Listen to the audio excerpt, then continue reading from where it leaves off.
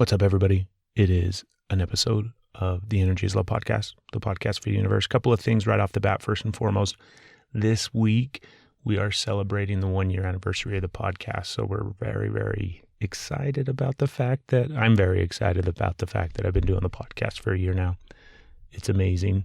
It's a lot of fun still. We still enjoy it. I still absolutely love getting to chat and meet and talk with all these wonderful, wonderful, amazing people. So 1 year down in the books, and undoubtedly we'll continue on. Real quick before we get going with everything that we're going to be talking about during the beginning portion of this show, make sure that you guys go out. There's a new podcast out. It's called The Shane Train. So if you go back all the way back, it's not that far back, but if you go back to episode 67 of our podcast, we chatted with the crew from Zen Float Co. So they have a podcast now. Shane Stott's got a podcast, Shane Train. I highly recommend you go and find it and listen to it.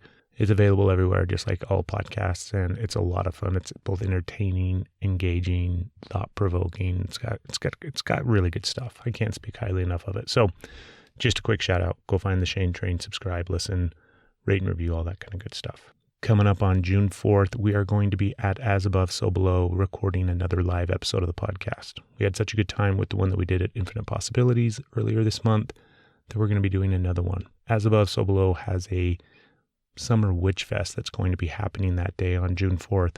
And so we're going to be there and we're going to be recording and filming it and streaming it live. The festival takes place all day long, so I encourage you to come out if you live in the area and stop by. They're going to have a lot of really amazing things happening and going on, as well as get the opportunity to walk through the shop if you haven't yet. And the podcast will be at 1 p.m. Mountain Standard Time. So set your clocks, set your alarms, set your calendars, whatever you do. Make a note to tune in and enjoy and watch the live episode.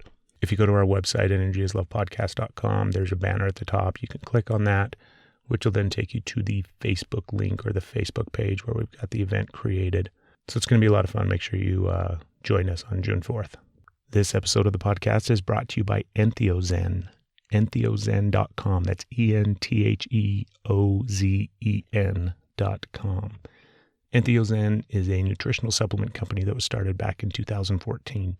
All their products are designed for promoting optimal brain health and overall happiness. One of the leading causes or contributing factors to mood disorders and mental illness are nutritional deficiencies. So that's where products from Entheozen can come in and help bring you back to the happy homeostasis kind of place that you're supposed to be in. All the ingredients used in their products have been scientifically studied and contain premium active forms of vitamins and minerals to ensure bioavailability and maximum absorption. They have a Weekend Warrior Party Recovery Supplement. They also have Transzen, which is a mood enhancement and can also be used as a meditation aid. So next time you go to float, next time you go to yoga, next time you sit down and meditate, whatever it is, take some Transzen. It's going to help enhance your experiences. All their products can be found at their website, and you can also go to Amazon and purchase directly from Amazon. If you just go to Amazon and type in Entheozen, it'll take you right to their products. And then regardless whether you're checking out on the website or on Amazon, make sure you enter the promo code ENERGYIS, and that's going to save you 10%. This episode is also brought to you by EssentialOilsAccessories.com. That's the website. That's the place where you can go and find all the accessories to enhance your practice and use of essential oils. So they have everything from bracelets and organizers, diffuser necklaces, the big essential oil diffusers that you would put up in your home. They've got it all. So if you use essential oils on a daily basis, on a regular basis, maybe you don't and you want to get into the practice of it, go to EssentialOilsAccessories.com, pick up some items that are going to help enhance your daily use of essential oils. On today's episode, on episode 81, I believe it's 81, Caitlin Thompson is our guest. So Caitlin, I met Caitlin back last year at the Float Conference. Her and I got to meet in person and chat a little bit. She's a really, really neat gal. And she's also the founder and creator of Entheozen. Yes, Entheozen is a sponsor of the podcast, but this isn't going to be an hour-long commercial for Entheozen. Caitlin's really fascinating, and she has a lot of insight in regards to mental health and wellness and all sorts of different things. Like I said, she founded Entheozen back in 2014. She's a neurobiologist. Really what it was she had issues, and struggled with in her own space in regards to her mood and anxiety and depression and different things like that. And she talks all about it during the episode. It was a lot of fun. We also got into some frog medicine, which I was really excited to talk to her about because I don't think we've talked about it on the podcast yet. So we get to learn a little bit about Cambo frog medicine and the uses and the experience and all that kind of stuff. Caitlin's just amazing. So sit back and relax. Thank you, Caitlin, for being on the podcast. You guys get to enjoy it now. And if you want to learn more about Caitlin and Entheozen, you know where to go, entheozen.com. Here we go. You're listening to the Energy is Love podcast. Energy is love. The Energy is the Love podcast. The Energy is Love podcast. Energy is love. The Energy is Love podcast. The podcast for the universe. The Energy is Love podcast. Well, good morning, Caitlin. Good morning, Craig. Thank you so much. I'm really, really excited to do the interview with you. It's one of those that I've been looking forward to. Wonderful. Yeah, likewise. I'm very honored that you're having me on your show. So first and foremost, because we tried to set it up a couple of times and then you got busy, but I'm glad that it worked out the way that it is because now I get to sit and pick your brain about the psychedelic conference. Yeah. So tell me about it. What was some of the highlights? What were some of the favorite things that you got? Well, first off, I guess explain to people what the hell it is. Oh my goodness. Okay, so yeah, it was Psychedelic Science 2017, and it was put on by the Multidisciplinary Association for Psychedelic Studies, and they're an organization that's pioneering clinical research with MDMA for PTSD, and they're well on their way to helping, create MDMA as an FDA-approved therapeutic agent. So that's really exciting. So yeah, they put on this conference every 4 years. I think this might have been the third one that they've done. And it was the largest psychedelic conference that's been held to date in history at this point. I think there was about 2,800 attendees. And there were parts of it that were also open to the public, so who knows how many people really participated. Hundreds of volunteers as well, including myself. So it was kind of like a giant psychedelic trip on its own. It was a very kind of mind-altering experience in some ways. I'm still integrating the conference and trying to figure out what happens. It took place over several days, right? It wasn't just a weekend. It was like 4 or 5 days, wasn't it? Well, the actual conference with the talks and such was 3 days. It's Friday, Saturday, and Sunday. But there were quite a bit of pre and post conference workshops, activities, seminars, and such. So the Wednesday and Thursday before the event, I actually got to do the holotropic breath workshop with Stan Groff, which was quite a special treat for me. For those of you that don't know who Stanislav Grof is, he is a very famous psychiatrist who kind of created his way to fame in the 60s by using LSD and psychotherapy and various breath methods to cure people of their psychotic states. I think he allegedly cured something like, over 1,000 people of schizophrenia, which is something that we're still kind of struggling to do today with modern medicine. So that's an understatement. Yeah. I think we're failing miserably. Yeah. So you got to do, what was it again? Goodness. Holotropic breath work. Yes. Yeah. So tell me about that. Holotropic, he kind of invented the term, but it really kind of translates into to move towards wholeness. So the word holotropic could be applied to a lot of different modalities and such. Because I'm super familiar when it comes to breath work in general. And do you know what I mean? That's kind of a term or a phrase that encompasses a bunch of different things and modalities and ways of working with it and whatnot. Right. What did you guys kind of specifically do for the workshop? Well, what's really interesting about his technique is there wasn't a lot of rules to it. It was very organic, and really the guideline for it was breathe deeper and breathe faster, and however that looks is right for you. And so there's a lot of freedom for individual protocols, I guess. And I think there's a lot of weight sort of emphasized in the intelligence of the organism to heal itself. So the concept of his breathwork exercises is basically to just allow this deep innate intelligence of your being, of your human organism, to sort things out for you. And all you have to do is just breathe deeper and faster, and the rest kind of unfolds on its own. It's so funny how often people forget, right? I mean, I know that anytime I try to consciously start focusing on breath and working with my breath and doing anything, whether it's in the space of meditation or even just in the moment of trying to relax and bring back down my anxiety or stress, it's just really funny how often you forget the importance of it. And then when you start to practice or you start to bring awareness to it, how massively is not the right word, but how quickly it can change. Yeah, well, I think massively is also a true statement, because if you implement those practices, on a regular basis, they can have massive effects on your health and your mental wellness. So last year at the Float Conference, I got a chat with Rick Doblin, and he was on the podcast. Mm-hmm. And he kind of filled us in a little bit about where MAPS is headed and how everything's looking. But I know that they've had some big things happen since then. Did you get a chance to listen in when he was speaking at the conference? Yeah. So I'm fairly up to date on the progress that MAPS has been making. I know they just got FDA approval to move forward with their phase 3 clinical trials with MDMA for PTSD. That was in November, I suppose.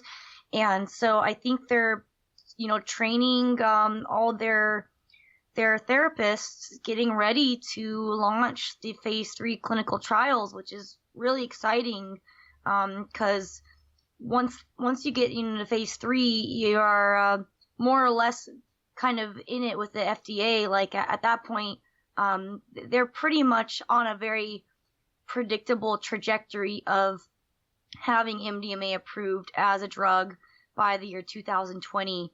And I think they are going to apply for breakthrough status, which is something that happens when a drug is considered so effective beyond the existing therapies that they are they consider it a breakthrough treatment, because we're just not doing a very good job of really treating most mental illnesses at this point. No, I totally agree. Have you ever had any experience with MDMA? Have you ever tried it before? Yes, I certainly have. Certainly when I was younger, kind of, at raves and parties and stuff. And I would say it was a very, very important heart-opening experience for me. And I got a lot out of it and really felt a sense of belonging and being part of a community. And, I don't really use it much anymore. But on occasion, in the right circumstance, I will use MDMA as some sort of agent to help me heal from something or open my heart to somebody or even to myself, Yeah, I think it's the work that MAPS is doing, I think, is just incredible and amazing. And do you know what I mean? The fact that they've been able to get it to this point, and like you said, it looks like 2020, right? Is their goal, is what they're looking at? Yeah, and I think they're on their way to achieving that. I mean, I think in the grand scheme of things, it's just there's two camps, I think, where people who are well, there's probably more than two camps, but people who think that, because there's a big part of me that just thinks it's asinine that we haven't, do you know what I mean? That there's still not even in the space of MDMA, but I mean, just simply marijuana itself and the things that it's going through throughout the country and in the government and politics and everything like that. So I think there's that camp of like, it just makes sense and it's common sense almost, like why haven't we been doing this for the past 50, 60, 75 years. And then there's also the other camp where they feel so staunchly opposed to it in any way, shape, or form, not just marijuana or MDMA, but being viewed and looked at upon as, do you know what I mean? Why are we going to allow drugs and illegal drugs and drugs that are only, detrimental to people in a sense, right, to be used? And I just think it's fascinating. So what I want to do is, I think we have people that listen to the podcast that probably fall into both camps or somewhere in the middle. Could you speak from personal experience, if you're comfortable with it, by all means, in regards to how you feel like, I guess the use of what have you used, what have you not experimented with, but what have you found was beneficial, and then in what way, shape, or form? Does that make sense? Yeah, sure. I guess before I get into that, first I kind of just want to say that, there's a lot of research emerging right now in the psychedelic field, and the science is very strong, and we're kind of at a point where it's undeniable that these medicines have way more benefit than they do risk. And that's not to say that they don't have risk, but I think at this point it's very clear, and if somebody's choosing to be ignorant of the tried and true science that keeps coming up, they are doing a disservice to their fellow earthlings by withholding healing modalities that could help a lot of people that are suffering.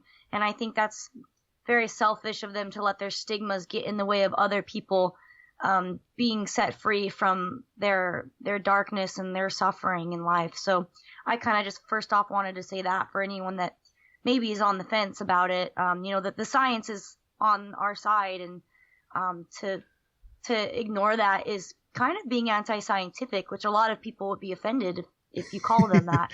Well, I think a lot of people are. I think they would be offended if you called them that, but I think they are also affected by that. Like, do you know what I mean? I think maybe it has less to do with being ignorant. I think it has to do with the way the culture is, and the way society is, and the way that people are brought up. And do you know what I mean? Like, if you think, I can think back to my childhood and how you're brought up believing and thinking and being taught and shown, and everything that you see is that drugs are bad. And right. They don't differentiate between anything. It's just that blanket thing where drugs are bad, and people that do drugs are bad people, and people that, do you know what I mean, use drugs are people that need to be thrown in jail or whatever the case may be. Right. And so I think it has to do with a more kind of systemic issue throughout society and also throughout history, where how do you take the last 100 years and, do you know what I mean? That's the other thing too, is it's not going to change overnight. It's obviously going to take time. Right. Well, that's why you call them anti-scientific and piss them off, so that they want to prove to you that they're with science, and then they have to read the research and they go, oh, okay. I think we're just kind of breaking up old patterns culturally right now, and that's part of what we have to do. I think it's to challenge each other in our beliefs, so that we can be more malleable and more flexible in integrating new information and updating our existing ideas of how things should operate. So speak about your personal experience, if you're willing to. Yeah, absolutely. So, I started out with MDMA, as I was saying earlier, kind of going to raves and stuff. But that wasn't a very sustainable substance, and I don't think it's something that really should be used a lot. So then I kind of moved on to LSD and mushrooms at the age of 19 or so. And, I didn't realize it for several years until I was kind of at the tail end of my bachelor's in neurobiology, and I was, taking hard classes. And so I was like, okay, I'm going to, take a little break from partying so I can focus on my schoolwork and do a good job. And I realized that the less I was partying, aka taking psychedelic substances, the more kind of chemically unstable I was becoming. And it actually, I was finding that around the 7th to 8th week after my last LSD experience, I was consistently starting to hit this wall where I would kind of unravel emotionally, and nothing was really changing in my life. So it wasn't circumstantial. It wasn't anything wrong going on. So I was able to recognize that it was very much a physiological sort of imbalance that was popping up around the 7th to 8th week mark after my last psychedelic experience.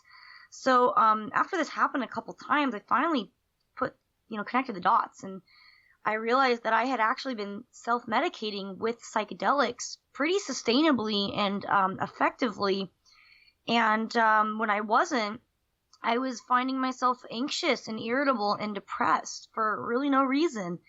And, my family has some depression in it, and I always thought that I just got lucky and kind of evaded it, but I think I was actually medicating. And so once I figured this out, I was like, oh, okay, well, it's great that LSD seems to help, but I want to know what the root of the problem is. So that's kind of when I started diving deep into the nutritional aspect. And then I later, went down this rabbit hole as far as my own health journey and realized, I had Lyme disease and I had mold exposure and some gut infections, some central nervous system infections, and just really dysbiosis of my entire microbiome and body in general.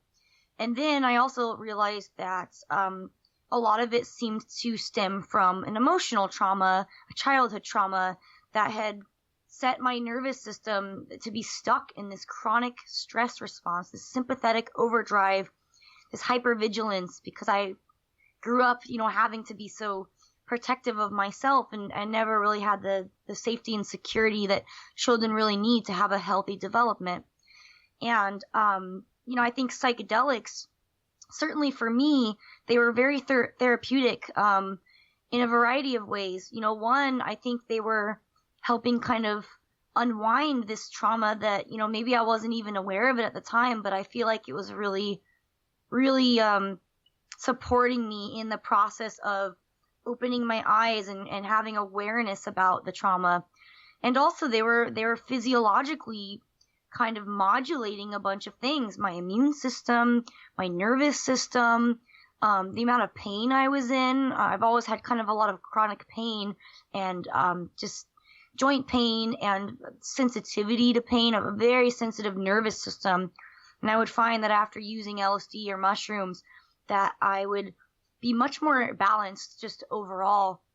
So for me, they've been tremendous in managing my autoimmune condition and healing my soul and healing my body. So I think it's kind of an area that hasn't been tapped into, and so I hope that I can maybe contribute in some ways to this avenue. But I really think that psychedelics could have a lot of potential for treating or managing autoimmune conditions, because we do see that a lot of people with these autoimmune conditions have trauma that's been unresolved. And I think psychedelics do a great job of addressing the sort of emotional and spiritual aspects and the biochemical aspects of these diseases that people are expressing. I totally agree. I had a couple questions that popped up in my head. Did you ever have a time period where you tried a more kind of traditional approach to managing depression or anxiety or anything like that, as far as Yeah, I never got on any pharmaceuticals.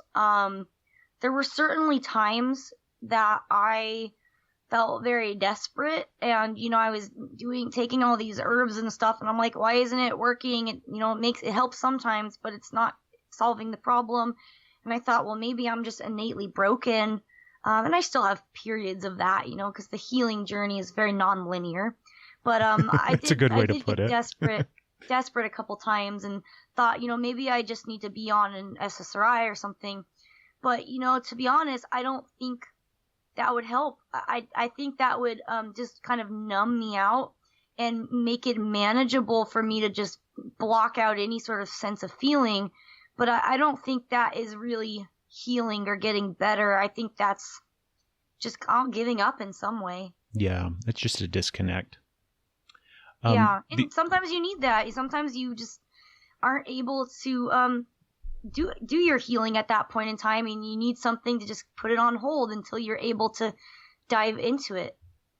Yeah, my guess, the other thing I wanted to ask you too is, when you kind of first start experimenting and exploring the space of using psychedelics, were you just coming at it from, do you know what I mean, kind of what that stereotypical way people that would look at it is, like a teenager that was starting to experiment and try new things, or did you have more of a conscious approach to it?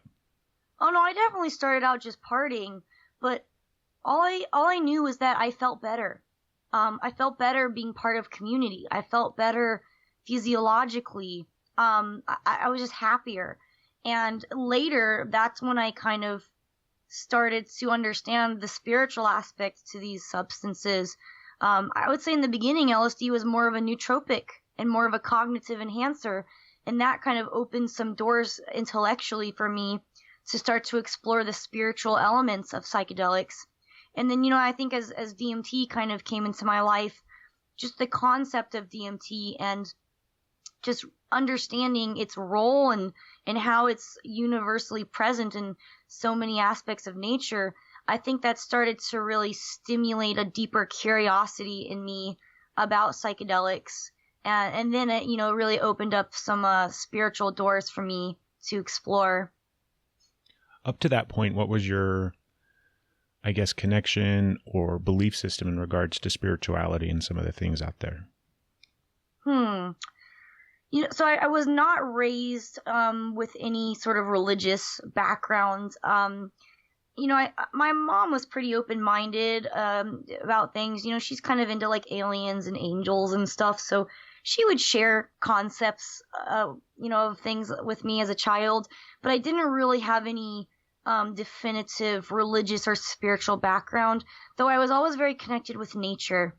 So I feel like sort of being passionate about nature and animals and plants and being outside, for a lot of people, I think is the way we first start to develop a spiritual practice or concept, because nature is kind of spiritual. When you really think about what it is and how it all coexists together, it can definitely stimulate some questions that might make you look for more answers. So did you have any, because I'm sitting here thinking, right?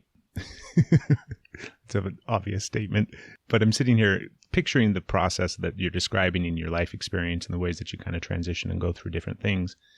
And I totally agree in the sense that psychedelics and, all the varying different types and forms can have a massive impact on a person's spirituality. But I think that unless that person, and I could be wrong, but I think unless that person has something already has some sort of spiritual connection, even if it's a small little thread of something, that may not be necessarily where they go to in those spaces. Does that make sense? Yeah, I think I always had sort of a mystical aspect to me just as a child. I was always very sensitive to energies and very intuitive. So I do think I was kind of already primed to be receptive to spirituality. And then now, how does it play a role in your life? You mean psychedelics in general or the spirituality? No, like spirituality. Oh, yeah. Well, I feel like now where I'm at with my spiritual sort of outlook, to me, that it's been fully integrated as a part of my being and how I move through life and how I find peace in life, knowing that I'm part of something greater and bigger. And I don't get hung up on the little things as much because I know that this is just all sort of a virtual reality, a hologram. And at the end of the day, all these little details don't matter that much. The grand sort of value of life, I think, is just an inherent artistic beauty of existence. I think, the purpose of life is that there is no purpose. So having a spiritual idea of what life means, it adds a lot more fulfillment to it for me. Even if I'm kind of struggling to feel like I'm accomplishing anything, I realize that just by existing, I am already living at the highest potential of life. I would agree. I think there's more, though. Mm-hmm. I think existence is essentially, at the end of the day, it doesn't matter what we choose to do. It's just a matter of some sort of acceptance of that fact of some of those things that you're talking about, that, life is this beautiful dynamic thing that exists, and just by merely your own existence and living it, you're contributing in a way. Right. So you mentioned also some autoimmune diseases, Lyme disease and some other things, right? Mm-hmm. And you said that you felt like those were connected to past traumas and things. Yeah, absolutely. I guess I'll share my belief in a sense, or the way that I kind of view things. And it's on the big grand scheme of things as well. It's not just in regards to Lyme disease or fibromyalgia. It has nothing to do with a specific illness or disease or anything, but it's in correlation to everything, where at the end of the day, I think everything stems from energy, obviously. And I think that the energy is what affects us. And so any energy that you're influenced or affected by throughout your life that doesn't have the ability to fully kind of process and move and allow, I guess movement's probably the easiest way to say it or describe it. Like chi stagnation, the concept of stagnation of energy is what, creates disease, at least in traditional Chinese medicine. Yes. And so what do you think about that concept? And if you kind of agree with it, or that you feel that it's possible, or could be a possibility, in what way do you feel like that's been kind of manifested in your life? These are some shitty questions, Caitlin. Like, if you don't want to talk about stuff, that's totally fine too. Oh, no, it's fine. I'll talk about anything. I really, so far, that concept has resonated with me a lot, that stagnation of energy is kind of what proliferates illness or sadness or whatnot. And I have, studied some, Qigong a little bit, and, acupuncture, and I have a lot of friends that are, Chinese herbalists and such. So they share all their Qi ideas with me. But I find that, this sort of how life, just in general, if you look on the entire planet or the entire universe, really, there's this constant movement of energy, this transmission between, molecules, between atoms, between, particles of matter, and probably, waveforms as well. I feel like the movements and redistribution of energy is crucial to maintaining like a homeostatic sort of balance to everything. It has to be constantly moving and being exchanged for things to not get stuck. And certainly in healing modalities, whether it's an ayahuasca ceremony or Reiki or polarity, or even in Kambo, any sort of shamanic work that you're manipulating energy and trying to release what's been bound, I just come back to this same sort of theme of something is stuck. It's not moving. It's solidified, and it's kind of concrete. And it seems consistently that is what is causing people to have issues, whether it's physiological or emotional or spiritual. And in the end, I feel like they're all the same. They're different versions of reality of the same problem. So I definitely think stagnation is kind of the bane of most people's existence, Yeah. I mean, I can see it. Like, for me, I see it in so many different ways in my own life and my own experiences, right? I don't necessarily have any, I've never been diagnosed with anything. I don't have any sort of chronic illness or anything like that, but I definitely suffer from what would typically be described as probably depression, probably anxiety. When I say probably, most definitely these things. And I can also see, because like you said, they're all interconnected, right? So you have a physiological side of you, you have a spiritual side of you, you have an emotional, mental, all these type of things. And they're all interconnected. And I think the thing that interconnects all of them is energy. And so, I might not have a physical manifestation of kind of clogged and stuck energy, but I have an emotional manifestation of it in the form of like depression and anxiety and some of these other things. Like I'm kind of OCD-ish as well. Like I've got some of those issues. And I can definitely see how it's directly correlated and connected with experiences throughout my life and my upbringing and some of the different ways that I kind of have experienced this experience, I guess. Right. Well, and emotions do change your chemistry. If, say, your dog gets hit by a car and you're sobbing, like there's profound physiological chemical changes that are occurring in your little meat suit. And so I think people like to separate emotion and, brain chemistry as if they're like mutually exclusive, and they're not. Like I said, they're part of the same expression. They're just different sort of medians of expressing something, energy wise. And, something can upset us and change our physiology, like, stress. Obviously, stress is a measurable physiological response that is caused by some sort of emotional aspect a lot of times. And vice versa, when our chemistry is not right, maybe we're reacting to gluten or dairy and we don't even realize it's causing this inflammatory response in our nervous systems. And that actually can hijack our emotional centers and create depression and create anxiety, even if there really isn't an environmental reason to be anxious or depressed. And so I think it's a two-way road. They feed into each other. They're not separate. So I think people need to kind of understand that saying something is purely emotional is not actually true, and saying something that is purely physical is also not true. They're both occurring at the same time, and it's hard to say what came first, the chicken or the egg, but they certainly feed into each other and perpetuate these cycles. Most definitely. And then, also like, the compounding effects of trauma and how over time it will have chemical shifts and changes in your brain and your neurological pathways and all those type of things as well.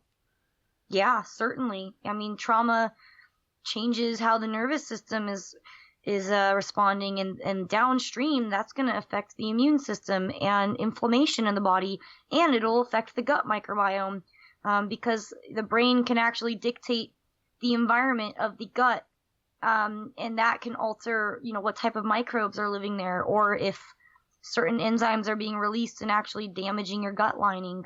Yeah, I love all the research and the information out there, or, that's coming out more and more regularly about your gut health and the importance of it. And for me, I hear it and I look at all of it, and it just obviously makes a whole bunch of sense. But then I think it's so fascinating because I always connect it in some way, shape, or form to like spirituality and energy. And do you know what I mean? Obviously, it's going to be at the location of your sacral and your solar plex chakras. And it just makes total sense how any one of our chakras can't, spin and do what it needs to do without communicating in connection with all the other ones. And so I think it's fascinating. Yeah, and it also kind of brings up another question is, all right, if most of who we are is actually not human, and maybe it's bacteria, it's fungus, it's parasites, we have a lot of different organisms that outnumber us 10 to 1 as far as the amount of DNA and cells in our body, it really begs the question of what is the self? If my elements of personality and how I interact with other people are so strongly influenced by these organisms that live in my body, then am I really a separate entity from them, or are we some conglomerate of an organism that is creating this phenomena of a person, of a being? So I think it really is an interesting question of what is the self. And what's running the ship? Like, who's really captain? Yeah, totally. So, one of the other things I wanted to ask you about, because I was racking my brain, and I don't think I've ever had anybody on the podcast that has spoken on it, or I don't even know if it's ever even come up as a topic. But frog medicine and the use of frogs. Like, yes. I'm fascinated by that. First off, frog is it's one of my spirit animals. And so, like, throughout, my journey, my experience and spirituality and all that kind of shit, frogs came and popped up in a sense in my space. And I started to kind of really look at them in regards to kind of what they meant and represented, but then taking it into my life and seeing how it played a role and all that kind of stuff. So I'm kind of fascinated about it. So I'm excited to hear your take and your experience. Yeah, so I've been diving pretty deep into Kambo frog medicine, and I'm sure a lot of people don't know what that is, so I'll go ahead and just kind of briefly explain it. So Kambo is this Amazonian frog poison treatment, more or less. Comes from the Phylomedusa bicolor frog that's indigenous to the Amazon basin, and they catch these wild caught frogs, and They don't hurt the frogs in the process. They're not killed or harmed in any way. They actually try to treat them with very, high regard and respect. And they sing to them, and they milk the frogs. They stroke their back and sing to them, and then they secrete this venom, and they put it on bamboo sticks and let it dry, and then to actually apply it to the person, you make some burn marks, usually on like the upper arm or spine, neck area, and just remove the first layer of skin, and then you apply these little globules of this frog venom, and it produces a very potent physiological response. It's a purgative for the most part. It's not hallucinogenic, though there's definitely a spiritual aspect to it, which I can talk more about later. But the biological effects, you will get hot and sweaty, and your heart will beat really fast and hard and full. Feels a bit like a panic attack coming on. And then most often people will vomit. They'll purge through vomiting. Sometimes people have to purge, by going to the bathroom.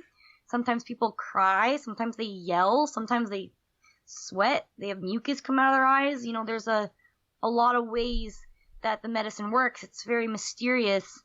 And so the cocktail of peptides that are in the venom of this frog, they're really interesting. So far, there's been, I think, 240 identified compounds, and there's probably more that have yet to be discovered. And a lot of them are opioid peptides. So they bind to opioid receptors in the brain and body, similar to maybe like an opiate drug like morphine or heroin. However, they don't produce these addictive effects. They don't create withdrawals. So they're actually quite useful for disrupting heroin addictions, because they kind of just they really just reset that entire opioid system in the brain. That sounds terrible, Caitlin. Like, first off, they burn a layer of your skin off in order to apply it. Yep. So how did you find it? Like, how did you come across it? And then how did you get it? Because initially it sounds like, is it terrible? I mean, on the Right. surface, it sounds great in a sense. And I mean, people have undoubtedly heard that frogs that are in the Amazon and, ancient tribes and things like that used to use the medicine of them and all that kind of stuff. But why are you going to impart or try to take some journey or experience, and when they have to do all of that, and then the response that you get is so toxic and, like... Well, here's the thing, is it's actually not toxic. So, I told you all the crappy part of it, but Yes. there's obviously a benefit, or else people wouldn't do it. Yeah, what's the good stuff? So, it's a really interesting medicine. So people get a lot of benefit for a variety of health issues. We talked about stagnation, and this medicine is really good for just blasting any sort of stagnation out. It's also very potently antimicrobial, anti-inflammatory, anti-cancerous, pain blocking. So there's a lot of kind of biochemical benefits to it, where people are seeing improvement in their depression, their anxiety, their Lyme disease, their gut problems, Crohn's, their fibromyalgia, skin problems. Like it's almost like a one cure fits all. And there's also this deeply mysterious spiritual element to it, which I say it just keeps getting weirder and deeper. It's almost like metaphysical in some way. Sure, there's the physical benefits, but you start to really have a deep sense that the spirit of the frog, is actually manipulating external things in your life that are helping you unravel whatever needs to unravel. And sometimes it can be a long, drawn out process that can occur over months or even like a year. And it doesn't always make things great right away. Like sometimes it'll catalyze your life being completely dismantled, for you to, you gotta break down your cottage to build a castle. sometimes. And I've seen this medicine consistently do that for a lot of people. Not always. Sometimes they do it and then their life accelerates into greatness. But certainly in my experience with it, seems like as soon as I started using Kambo, it started revealing a lot of darkness to me, and it felt like my life went down the shitter, but really I was just taking out all the garbage, and I had to reach this low point in order to be kind of, pulled back in order to be shot forward like an arrow. And I really do feel like that Kambo was a big part of that, and I can't explain why, because it's crazy to think that, putting a medicine in your body would affect how the universe is falling into place in the external world. But I deeply believe that is part of the amazingness of this substance. It sounds fascinating. And I mean, if you look at it from kind of that aspect of like energy and spirituality and things like that, it makes total sense. And it makes sense that it comes from nature. It's, it's an animal, obviously, and there's going to be healing properties to it and different things like that.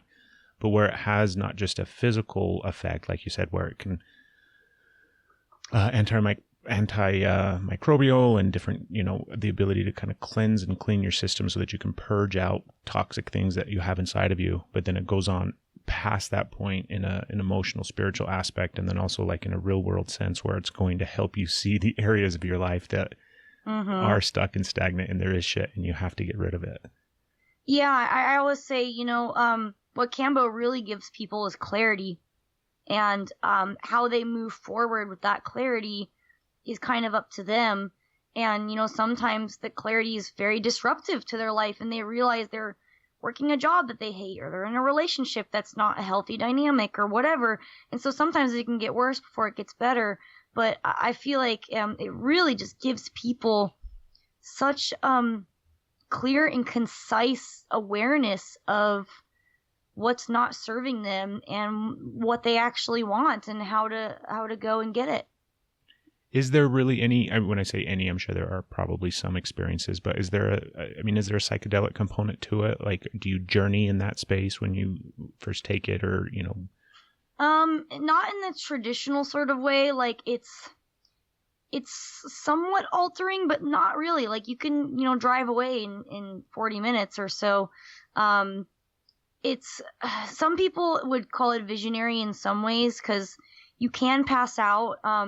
I have seen people like go unconscious and then actually start snoring and dreaming, and then 1 minute later wake up and say, I was having dreams. And so it's kind of visionary in that way, but not, there's no visuals, there's no sort of distortion of reality in that way. It's a very subtle shift. And I feel like for those that aren't really paying attention or listening, it can be missed real easily. Yeah, that makes sense too. I mean, how many people I'm sure take it expecting, some grandiose type thing, and it is going to be something that's subtle. Yeah, sometimes people, they didn't get what they were expecting, and they seem kind of bent out of shape. They're like, oh, I was hoping this Kambo would, solve all my problems for me. And they claim that it did nothing for them. And then I watched their life shift. And it's like they're not even aware of it. For example, one woman who we did a 3-day ceremony, 3 days in a row, which is pretty intense. And she had been struggling with depression for a long time. And she clearly had some childhood trauma, with her mom, and just didn't feel worthy of love. It was very clear. And so, she did the 2 days, and she was quite a handful. She was a very high maintenance treatment. And on the 3rd day, she said, what, I don't want to do this. I decided not to. And in some bizarre way, just the Kambo giving her an opportunity to stand up for herself and really draw boundaries for what she wanted to do, that was part of her healing process. So she didn't even really have to do Kambo the 3rd time. And it still gave her kind of what she needed, even without being consumed that day. Do you feel like she had the awareness of that? I don't recall, and I'm not sure. Maybe I don't think that she had a lot of faith in it, to be honest. Yeah. But her friends agreed that probably was in some way what she needed is an opportunity to draw the line and say, you know what, I don't want to do this. This isn't right for me, and I'm not going to do it. And it always gives you what you need, but not always what you expect. How big of a, because you mentioned she didn't have faith in it, and how big of a role do you think faith has in regards to almost anything, right? So if you look at somebody that's going to, whether it's going to be frog medicine or they're going to smoke weed or they're going to take MDMA or something like that, and if they don't really have some sense of faith that that's going to work or some belief that it's going to help them in the process of whatever reason why they're taking it. Right. I mean, how big of a role do you think faith really plays? I mean, I think it plays a big role. I think, for one, if you don't believe that something is going to help you, your belief is what makes reality. I believe that we really dictate, our perception is what creates reality. And if you are so convinced that something is not going to help, that's because you have decided that you don't want it to help. And I think a lot of times we are the ones in our own way. And, we look at placebo effect, and not to say that this is as simple or deduced to something as stupid as placebo, but placebo effect is tremendously powerful. And just somebody thinking and believing that something is helping them really catalyzes how effective it is helping them. And so by kind of writing something off and not being open to it, you're actually blocking its ability to really help you. So, I think about the placebo effect, and I think the reality is, because a lot of times I think about, there's things like, actually why we're sitting here talking, I'm sitting here playing with my crystals. I usually have like my stones out that I, sit here and play with as I'm talking to people. And there's people that get really into crystals and really into stones and the energy behind them and all these type of things. But then I also think that there's a certain placebo aspect to it where you could hand somebody just a regular rock. Do you know what I mean? You go outside and you pick up a regular stone or a regular rock or something like that. And then if you tell them the importance of this stone and the minerals inside of it and the power and the energy behind it and how cleansing it can be for your heart chakra and all this type of stuff, when really it's just a piece of rock that, was in your yard or something, I feel like it obviously can have the same profound effect for that person. Yeah, I agree. And something that's really interesting about placebo is it actually works even if you tell somebody it's a placebo. They've done research where people with I want to say IBS or Crohn's, and they say, okay, we're giving you a placebo. There's no active medication in it, but we're going to have you take it anyways. And so they take it and they get better, even though they know it's a placebo. And they'll actually come, after the study and ask for more of the placebo pills because they help. And so I think the act of self-care, just in the intention of it, even if you know it's not really a viable chemical medicine, just the act of self-care and of the intention to wanting to heal is probably where most of the power of drugs comes from, to be honest. And the power of that brain, man, the energy that the brain can muster up and affect, the overall well-being and health of your body. Yeah, I mean, placebo also works on animals, and they don't, one could argue that they don't know that they're getting anything. And, but I think the act of wanting to heal either yourself or another being, there's some weight to that as far as just the conscious intentionality of it. What have you found that has been most beneficial for you in regards to kind of your life and your like, if we look at you in a very hippie spiritual way in your healing journey, right? You're on this path and this journey of trying to heal yourself and totally tap in and connect with all the things that make up Caitlin and her experience in her life so that she can perpetually move forward in evolution and all this beauty. What do you find has been most beneficial and helpful for you? Like as far as tools that I've utilized? Yeah, tools or techniques or, LSD or whatever it is. Right. I've explored a lot of different tools, and I also have a hard time with choosing like a favorite or a most influential, because I believe that none of them on their own would have been effective enough to get me to where I am, and I feel like they all synergistically played a very balancing role. But to name a few, psychedelics certainly had probably the largest impact on my evolution just of my consciousness, which in turn allowed me to be more open to these other modalities that I've explored with. But I do think there can be a limitation to what psychedelics can provide. And so I would say, the Cambo frog medicine was also a big player. I've been on a tremendous amount of antimicrobial herbs to heal myself, kill off the Lyme, kill off these Klebsiella gut infections and such. So that was also pretty crucial for my healing process, supplements. And, I think neurofeedback training was also really important, because I just needed something to intervene in my nervous system that was kind of running rampant. The medicines weren't enough. I needed something that would actually train the brain to calm down a little bit. And then right now I'm starting to shed some of the resistance that I've had to doing more breathing. I find that I've held my breath a lot, which really makes it difficult for the nervous system to recalibrate and be in a balanced state if you're always holding your breath and ready to flee. So meditation and breath work and qigong and things of that sort that force me to breathe regularly and to not forget to breathe, I feel like that's kind of next on my path as far as adding more finishing touches to my healing process. And I think eventually cold showers, like, Wim Hof method. Oh, I totally had to Wim Hof my shower the other day. One of the damn teenage girls that lived in this house that we absolutely love, but they drive us nuts. She was in the shower for like 45 minutes.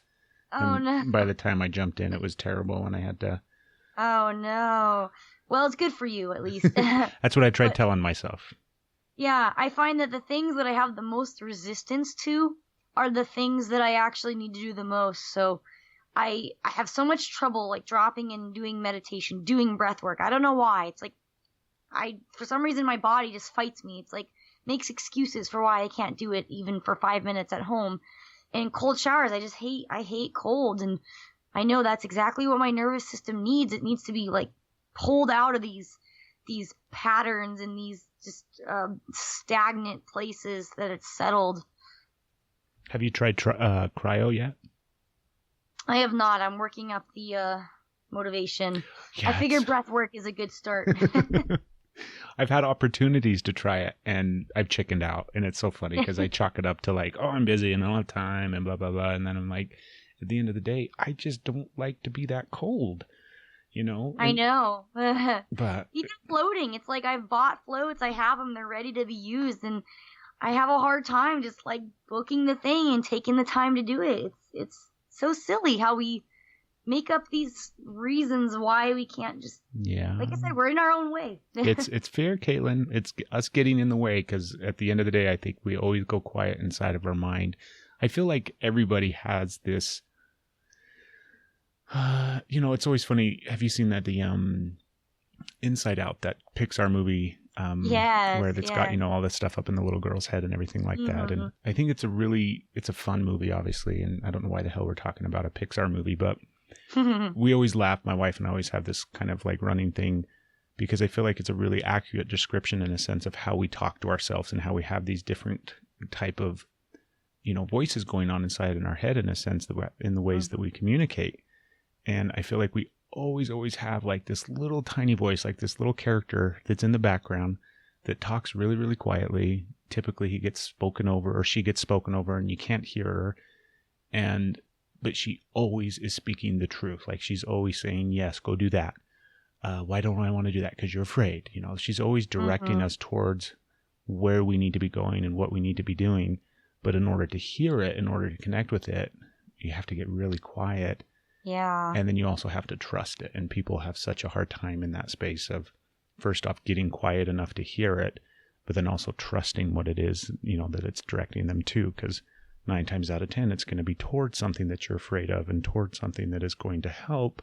Yeah. But yet you have such resistance to it.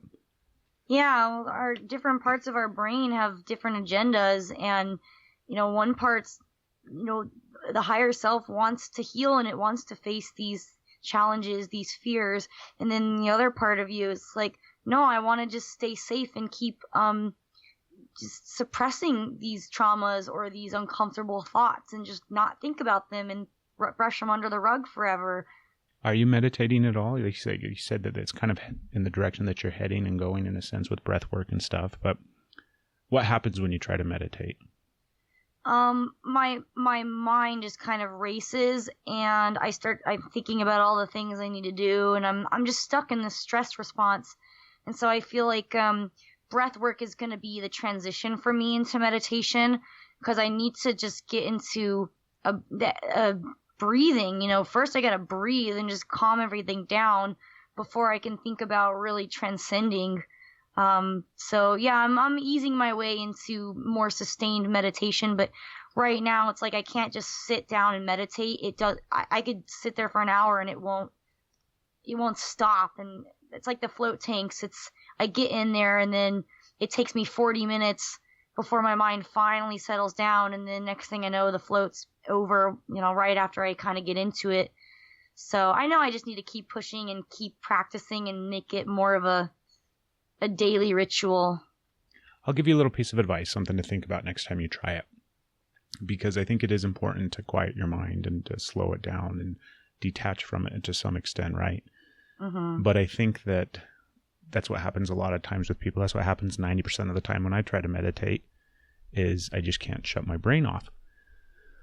But what I started to do was started to recognize that rather than trying to control my thoughts or trying to bring awareness to the fact that, oh shit, here I go again, right? I was connected for a minute and then I immediately get pulled back out by the running list of shit that's going on inside my head.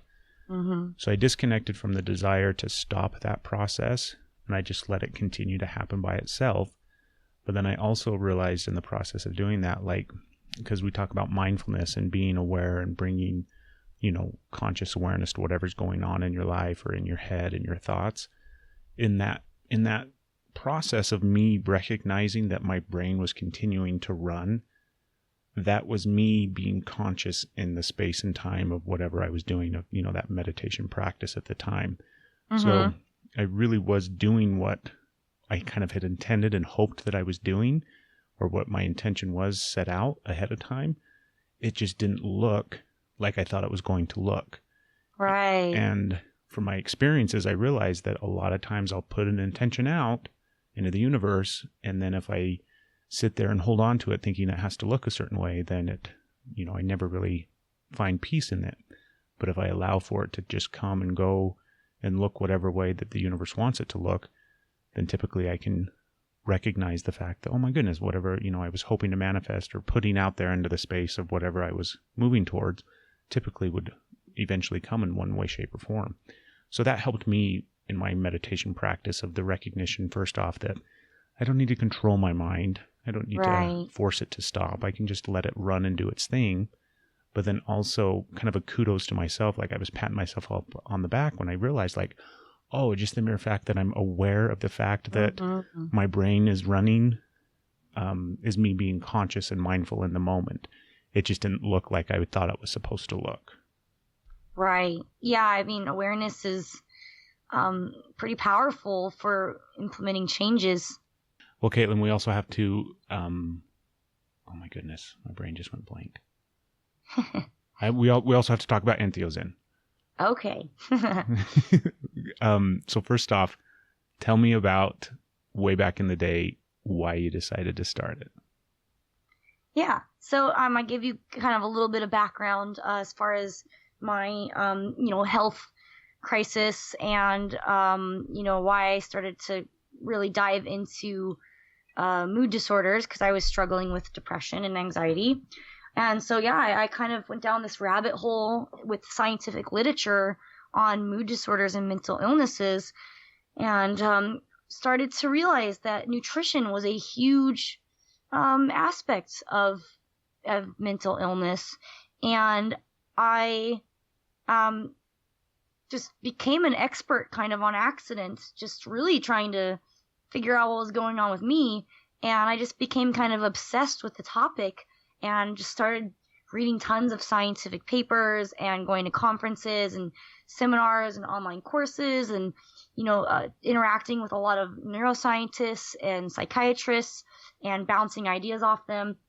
And it led to me launching Entheozen in 2014 because I really wanted to create a product that was based off of all of our scientific understanding of what type of deficiencies and pathologies were making people depressed and anxious.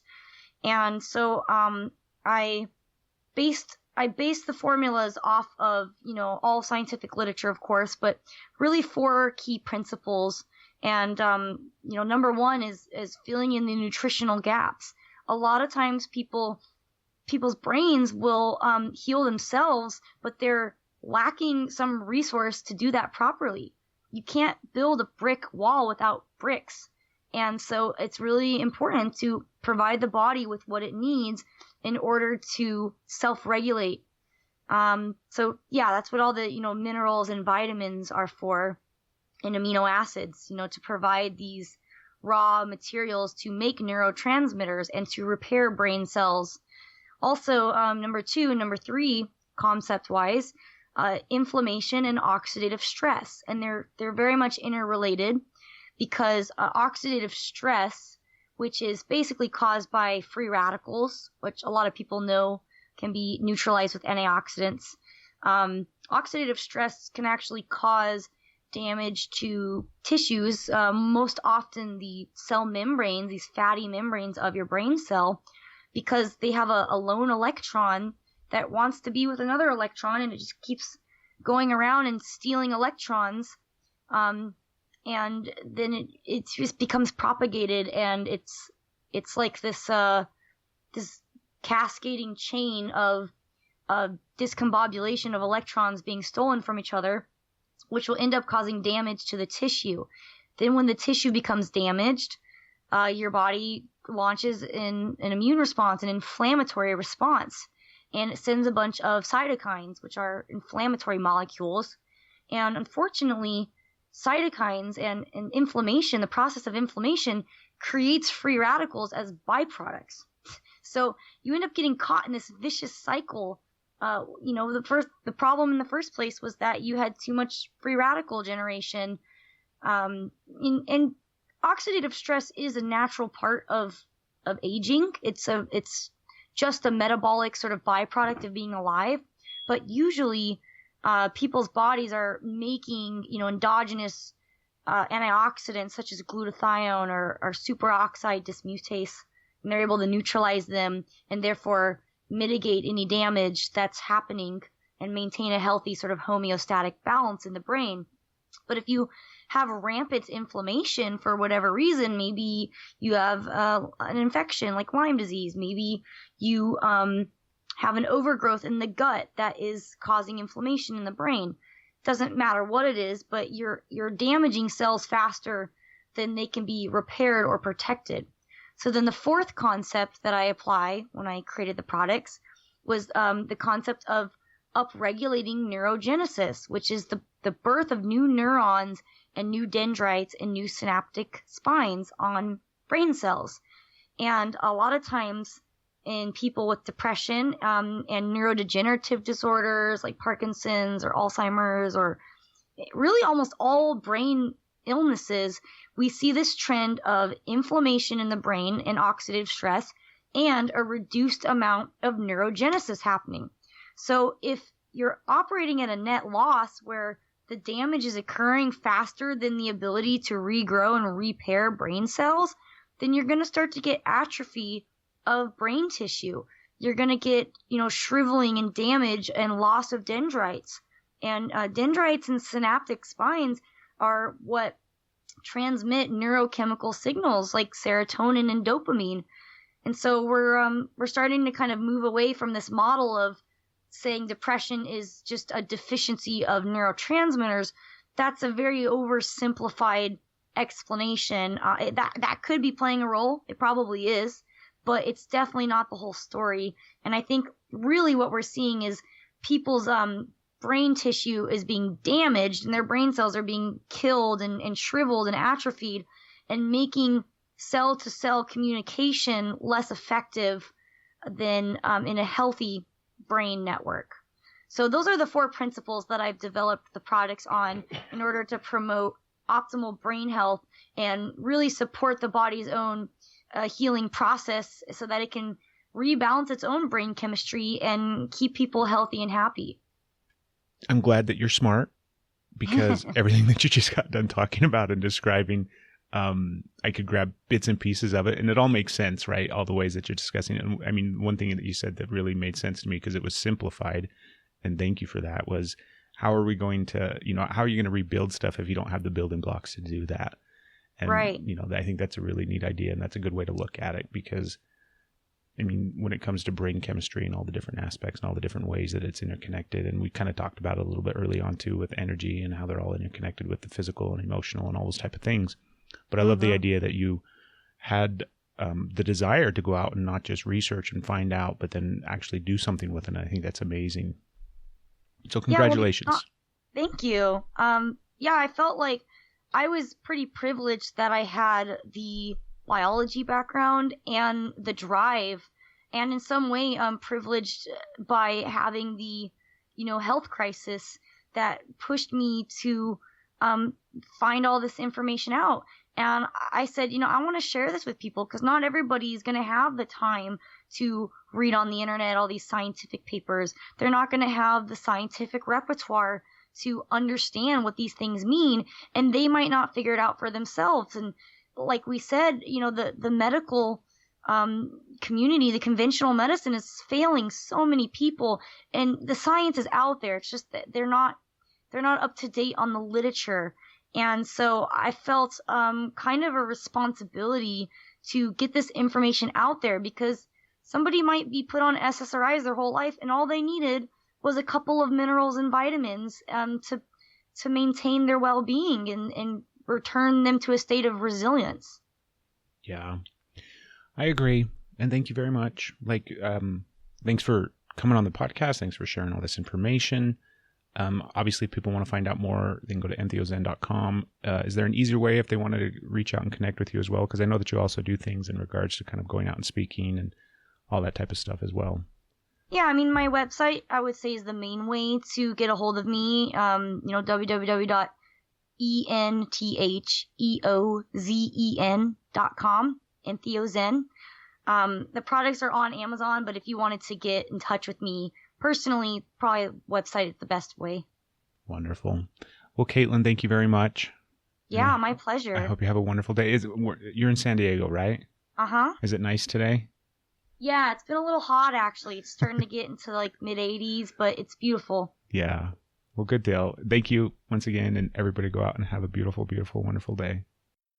I think psychedelics do a great job of addressing the sort of emotional and spiritual aspects and the biochemical aspects of these diseases that people are expressing. The healing journey is very nonlinear. Just somebody thinking and believing that something is helping them really catalyzes how effective it is helping them.